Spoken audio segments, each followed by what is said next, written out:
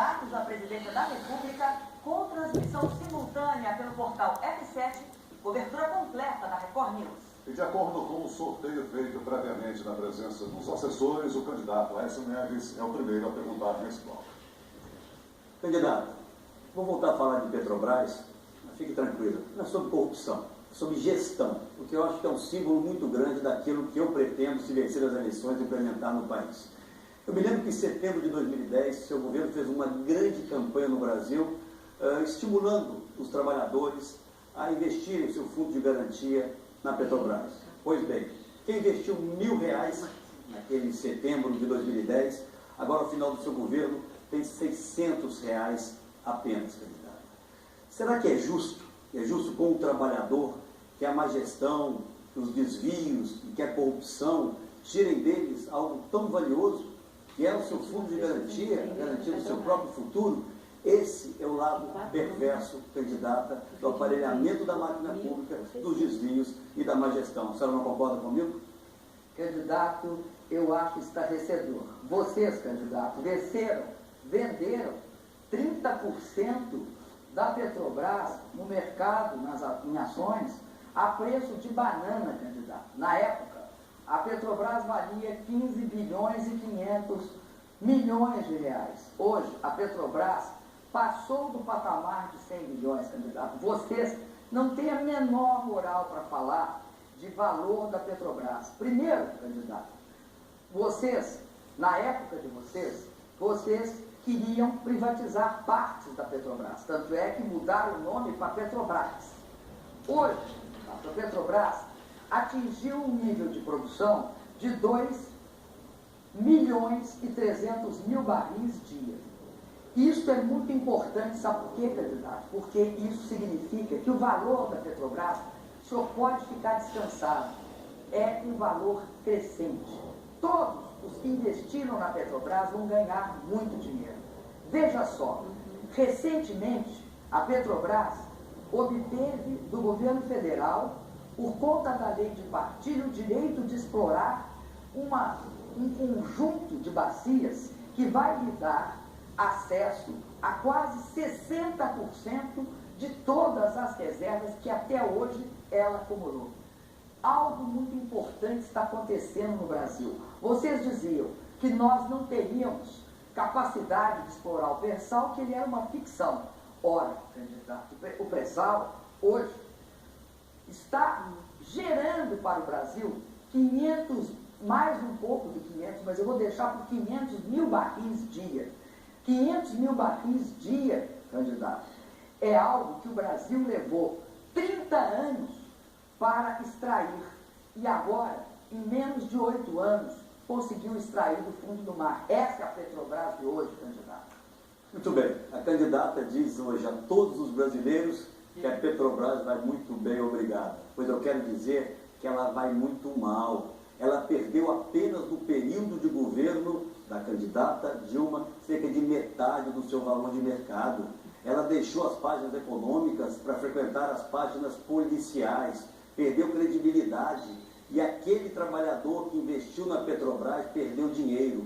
Eu fiz essa pergunta, candidato, para ter aqui a oportunidade de dizer que eu vou profissionalizar a Petrobras, eu vou valorizar os funcionários de carreira, nós vamos permitir que a Petrobras volte a ser o orgulho nacional que deixou de ser. E não achem que o pré-sal, candidata, lhes pertence. O pré-sal foi descoberto pelos investimentos que vieram muito antes do seu governo, patrimônio da sociedade brasileira, mas que será gerido com profissionalismo, com eficiência, e não, infelizmente, da forma como vem acontecendo até aqui.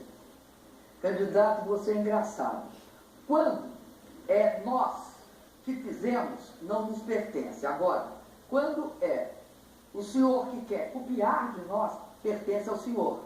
É 2 pesos e 2 medidas estranhíssimos que o senhor usa. A Petrobras, candidato, na época de vocês, candidato, e o senhor disse isso, está registrado. O senhor disse que pensava em algum momento em privatizar a Petrobras, mas que isso não estava ainda na pauta. Eu só fico pensando quando é que o senhor quer colocar na pauta. É denegrindo a Petrobras, é dizendo que a Petrobras perdeu valor. Que isso, candidato? A Petrobras é a maior empresa desse país, e a força dela, candidato, são seus trabalhadores, a sua capacidade de descobrir, o seu controle tecnológico. Eu sei, candidato, que a vocês gostariam mais de ver a Petrobras dividida entre as grandes empresas internacionais. A Petrobras será a maior empresa desse país por muitos anos. Ok, candidato, agora a senhora segue. Eu peço, por favor, a plateia que não se manifeste, até porque o eleitor em casa pode não ouvir o que os candidatos estão dizendo. A senhora que segue com a palavra agora para fazer a sua pergunta. Candidato, eu vou agora falar sobre propostas. Eu acho que o povo está querendo escutar propostas.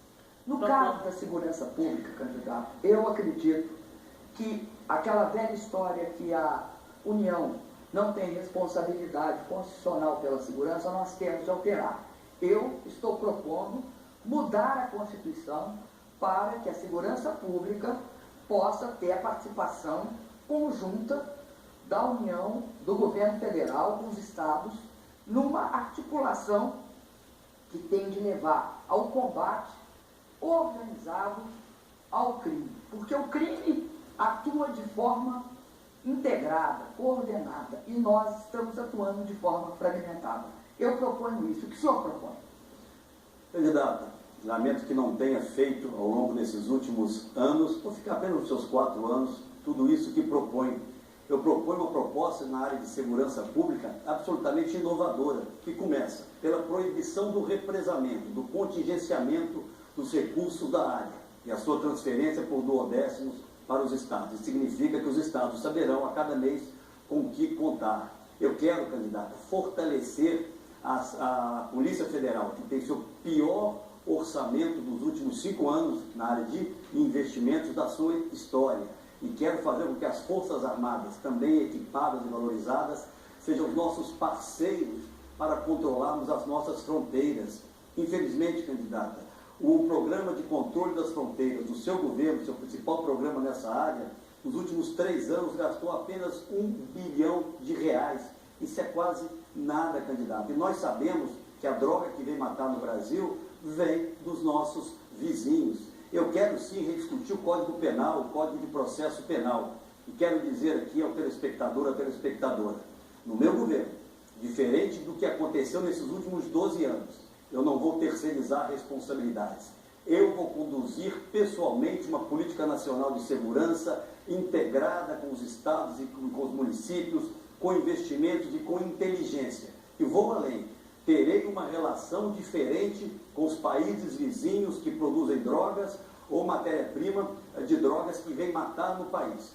É muito importante, candidata, que nós possamos enfrentar essa questão de frente. A terceirização de responsabilidades foi a principal marca do governo do PT ao longo de todos esses últimos 12 anos. Não será no nosso governo, porque é inaceitável que o Brasil assista morrerem por assassinato 56 mil pessoas a cada ano, muito mais que o conjunto das guerras em curso no país vem matando.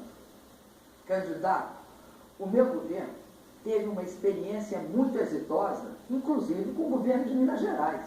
Nós fizemos uma operação durante a Copa do Mundo, e em relação a essa operação, a essa experiência, que nós propomos a integração. Eu, candidato, vou levar a todos os estados da federação centros de comando e controle. Vou integrar as polícias federal, Polícia Rodoviária Federal, Força Nacional de Segurança Pública, as polícias civis e militares, com as Forças Armadas, e agir em conjunto.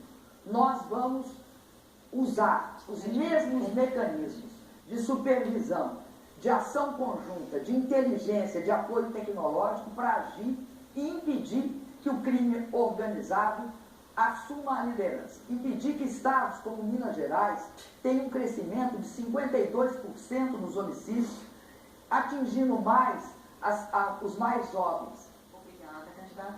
Candidata, eu sei que a senhora está muito distante da nossa realidade, mas Minas é o segundo mais populoso estado brasileiro e tem a 5ª menor taxa de homicídios de todo o Brasil, candidata. A senhora disse que vai fazer agora aquilo que não fez até aqui. A senhora fala nos centros integrados que funcionaram na Copa do Mundo em parceria com os estados, É a grande indagação que fica. Se a senhora quer fortalecê-los e mantê-los, por que acabar da Copa do Mundo, retirou a Polícia Federal e a Polícia Rodoviária Federal desses centros integrados, candidata? A senhora disse que vai fazer algo que já poderia ter sido feito. A senhora poderia ter executado o orçamento da área de segurança pública e, infelizmente, não executou. A senhora poderia ter feito aquilo que propôs há 4 anos atrás, colocar 14 veículos aéreos não tripulados para cuidar das nossas fronteiras e colocou apenas 2 candidatos. Fica difícil, a senhora há de convir, acreditar que depois de 12 anos a senhora vai fazer tudo aquilo que não fez até aqui e que vem permitindo que os homicídios cresçam dessa forma em todo o Brasil. Então, é o senhor que formula a pergunta agora. Eu tenho ouvido, candidata, a sua campanha, correligionários, fazerem Brasil afora um grande terrorismo em relação à nossa posição em relação aos bancos públicos. A Caixa Econômica Federal é o Banco do Brasil em especial. Esse mesmo discurso de que nós privatizaríamos essa ou aquela empresa. Fizemos as privatizações que precisavam ser feitas. E os bancos públicos, candidata, vão ser fortalecidos no nosso governo. Pergunta a senhora, é justo, por exemplo, que a Caixa Econômica Federal e o Banco do Brasil estejam recebendo atrasados ou deixando de receber recursos do Tesouro, por exemplo, para garantir o pagamento em dia do crédito agrícola, no caso do Banco do Brasil, 8 bilhões de reais, ou no caso da Caixa Econômica Federal, para pagar em dia os benefícios, por exemplo, do Bolsa Família, cerca de 10 bilhões de reais, ou mesmo do seguro-desemprego, candidato? Candidato, o senhor viu cantar o galo e não sabe aonde. Isso é terrível quando acontece com uma pessoa. Candidato, a minha relação e a relação do governo, a relação de todos nós com os bancos públicos é uma relação de grande respeito. Todos os bancos públicos tiveram seus lucros aumentados e ampliados, sua taxa de inadimplência reduzida e uma recomposição do seu funcionalismo. Hoje, candidato, eu lamento, mas li várias circunstâncias, inclusive escutei várias falas do seu candidato ao ministro da Fazenda, que ele ia reduzir o papel dos bancos públicos. E, no fim, ele não sabia o que ia ficar. Eu acho lamentável esse tipo de fala, candidato, esse terrorismo em relação aos bancos públicos. Por quê? Quem cuida da infraestrutura e da indústria desse país é o BNDES. Vocês passam o tempo inteiro criticando o BNDES. Olha, o BNDES tem hoje, sobre a seu financiamento, das 1.000 maiores empresas, 743. O Banco do Brasil é o grande responsável pelo Plano Safra da agricultura familiar e pelo Plano Safra do agronegócio. São a maior parte dos 180 bilhões de reais ano. Este ano será isso. Além disso, a Caixa faz o Minha Casa Minha Vida. Esse dinheiro todo, uma parte do Minha Casa Minha Vida inteira, é subsídio do governo federal. Nos outros casos, nós subsidiamos taxa de juros, candidato. Não tem investimento em mobilidade urbana, metrô, VLT, BRT, sem dinheiro dos bancos públicos. Aliás, não tem investimento de longo prazo no Brasil, sem participação do BNDES e dos bancos públicos. Eu quero aproveitar esse momento para me dirigir aos funcionários do Banco do Brasil, da Caixa Econômica Federal, do BNDES. Eles sim sofrendo o terrorismo, uma propaganda enganosa. O nosso governo, os bancos públicos serão fortalecidos, eles são essenciais ao crescimento da economia, nos mais diversos setores, mas também aos avanços sociais. Eu posso garantir que eles não vão entrar na cota política, eles serão imunes a esse tipo de indicação política. No nosso governo não haverão seus pisolatos administrando o Banco do Brasil. No nosso governo nós não permitiremos, por exemplo, que a Caixa Econômica Federal deixe de receber 10 bilhões do Tesouro, como acontece hoje, estrangulando outras das suas atividades, ou o Banco do Brasil, para quem o Tesouro deve 8 bilhões de reais apenas nesse primeiro semestre. Vamos profissionalizar os nossos bancos, prestigiar os funcionários de carreira, porque eles são absolutamente essenciais ao fortalecimento da economia e aos avanços sociais do Brasil. Candidato, terrorismo é o que faz seu candidato a ministro da Fazenda. Quando alguém diz que, no fim, não sabe aonde que vai acabar os bancos públicos, eu, se fosse funcionário do Banco do Brasil, da Caixa e do BNDES, eu ficava com 3 pulgas atrás da orelha.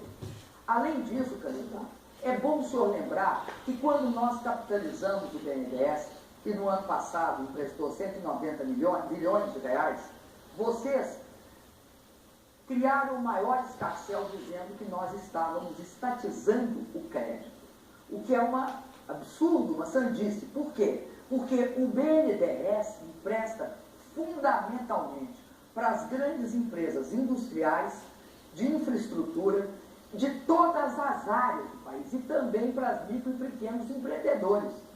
Porque também nós temos um crédito que chama Crescer, que beneficia o microempreendedor individual e o micro e pequeno empresário. Ok, candidato, a senhora segue com a palavra agora para fazer a 4ª pergunta desse bloco.